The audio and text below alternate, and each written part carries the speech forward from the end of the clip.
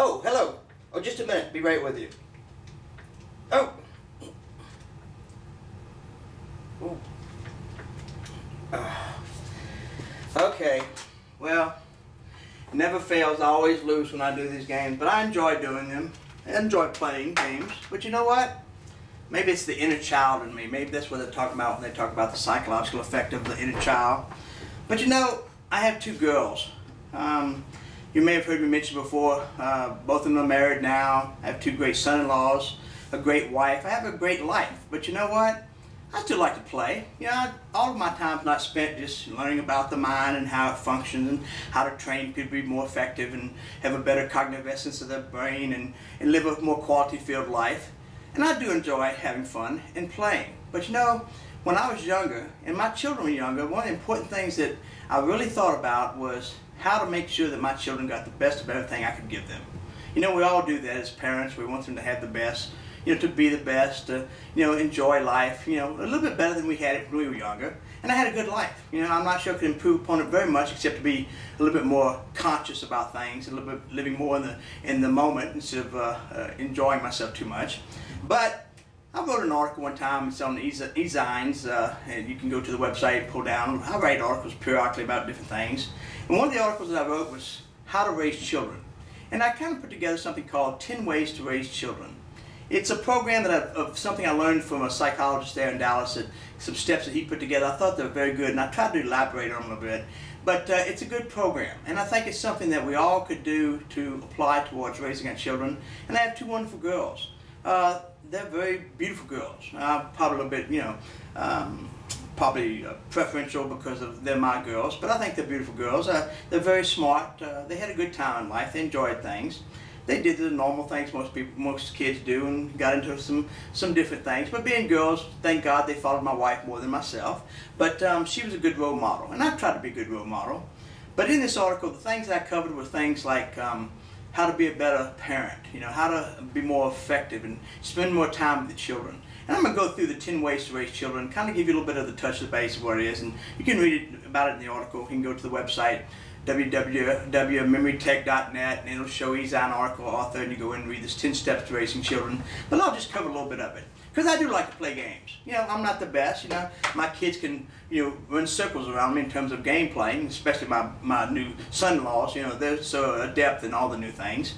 And, you know, they're probably a bit more, you know, effective in their motor skills and things like that. But, you know, I can probably learn some shortcuts because I've been here a little bit longer. But I do enjoy playing games.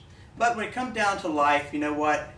Life is a game. But we have to make it a game that's enjoyable, something that we can enjoy and give back. And that's what I want to talk about today. 10 ways to raise children. The first step is to model a perspective. Model the perspective you want your children to follow.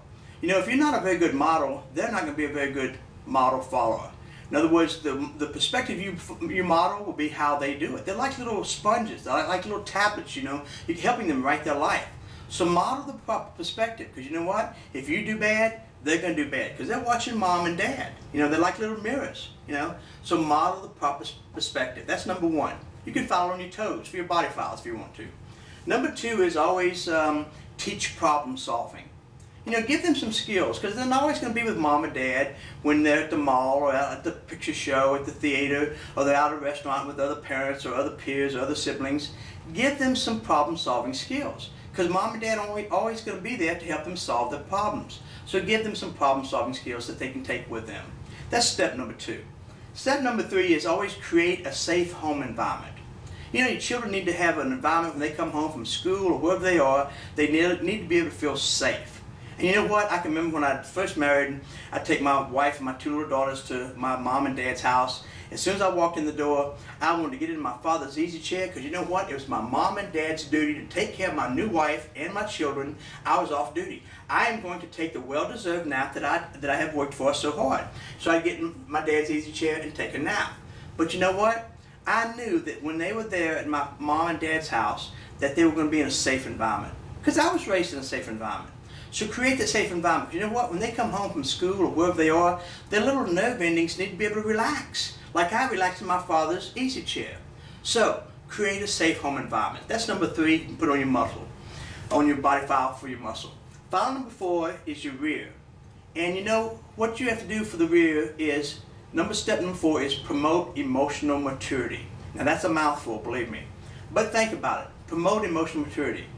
Teach your children to be like little adults. Don't take their childhood away from them, but teach them to be like little adults. Give them some skills. Let them be respectful, authoritative figures. Give them some ways to be able to process things that they learn. Teach them to be like little adults, but don't take their childhood away from them, but give them some skills, okay? So number 4 is promote emotional maturity. Goes on your rear. File number 5, which goes on your lungs, on your body files, would be predictable. Now, what I mean by be predictable is this. Mom and Dad, be like you are today, next week, 2 weeks from now, 3 weeks from now, on and on. Be predictable for your children. They don't need to come in and know that Mom and Dad are going through all these mood changes and they're this way today, tomorrow they're this way because they drank too much, a little bit too much activity or whatever it may be. Whatever you spend too much time of, be predictable for your children. They need to know that Mom and Dad are like they are today, tomorrow, the next day, and the way they're going to be from now on. Because they need that stability. So be predictable. That's number 5. You can put it on your lungs. File number 6, of course, is your shoulders. File number 6 is this. Listen to self-talk. Now, what do I mean by listen to self-talk? Well, this is what I mean. Listen to what your children are saying. Listen to what they're saying to their siblings, to their peers, to their friends, to other people, authoritative figures. Listen to what they're saying, because you know what? That's what's going on in their life. You may not have as many surprises if you listen to what they're saying, because when they're talking to their brothers and sisters, they're telling what's going on. Or when they're talking to their teachers or talking to their friends, and they bring those people in, that's what's going on in their life. So listen to self-talk. Put it on your shoulders. It's important. Avoid those surprises. So step number 6 is listen to self-talk. Your children talking. Step number 7 goes on your collar. It's always promote respect through expression. Now what I mean by that is promote them to be respectful in the way they express their terms, their opinions, their ideas, their questions. Be respectful. It doesn't take much to teach children to be respectful. You don't have to always have them say yes sir and no sir, yes ma'am and no ma'am. If you like that, that's good. But you know what? Teach them to respect themselves as well as respect the people that they're expressing to. So promote respect through expression. That's a beautiful thing. If it's a doctor, if it's a policeman, if it's a teacher, if it's a father or mother, promote that respect through their expression. It's an easy technique. Just do that. You can put it right here on your collar. File number 7. File number 8 is avoid hostility. It goes on your face, file number 8. Well, now what do I mean by that? Well, I like to use the analogy of, I see myself with Muhammad Ali. He's the best boxer I've seen in my lifetime. And I see him trying to punch me in the face with those boxing gloves. And I'm going to try to avoid that hostility by putting my gloves up. Well, what I mean by avoid hostility is this. Make sure that your children don't have to live in a hostile environment as much as you can. You can't control everything, but when they're home, when they're out at the supper table, when they're out at the restaurant, whatever, make sure it's not a hostile environment. Make sure you don't show them all those things. Don't come home and there's always fights or someone, they're worried about coming home and all of a sudden someone's going to have a drive-by shooting or something like that. Some things you can't predict those things. But if you try to protect that environment and make it avoid that hostility, it's going to work for you every day. Okay, so number 8, avoid hostility. Number 9 goes on your point. And number 9 is for the 10 ways of raising children is husband, love your wife, wife, love your husband. Now, fellas, that doesn't mean, public display of affection, It could be a little kiss on the cheek. It could be a pat on the back or on the head or hugging your wife or your wife hugging you. But your children need to see that. They need to see that mom loves dad and dad loves mom. Because you know what? It's, again, that stability factor. They need to have that stability in their life. Now, sometimes they don't have both of those things. Sometimes they don't have a mother, or sometimes they don't have a father. But you know what? You can still show that love with them and show your love to other people, other fellow men and women, by showing that respect to them. So, husband, love your wife, wife, love your husband. They need to know that mom loves dad, dad loves mom. Okay? And the same thing, like I said, single parent, just show that you love other people as well in front of them. File number 10, the 10th thing on how to raise children is you spell love by spelling T-I-M-E. Yes, you spell love by showing time and spending time with your children. Now, time is the same amount of letters in the word love. So if you want to put it on the ceiling, just paint that word, T-I-M-E, for the 10th file. Spend time with the children. Show them that love. Spend time with your family. Because you know what? That's how you show love. You spend time with them. Because you know that time with them is going to be so important to them. So important. I can remember my father, he spent a lot of time with me, but a lot of time I was selfish. I wanted to spend more time, but he was a busy man. And some of the things I did, like playing games or sport functions, things like that, he couldn't make all of them. But he made a lot of them. But you know what? I was selfish. I wanted to be there for all of them. And you know what? When I became a father, I tried to be there for everything my children did. So, spend time with your children. That's going to show them love all the way down through their life. Believe me, these 10 things are very important in life. My wife and I, when we saw this presentation before, we applied those techniques in our life. And we have 2 daughters. Believe me, they're very well-rounded girls. They're beautiful girls. They're very smart. And you know what? I feel like my wife and I had a lot to do with that.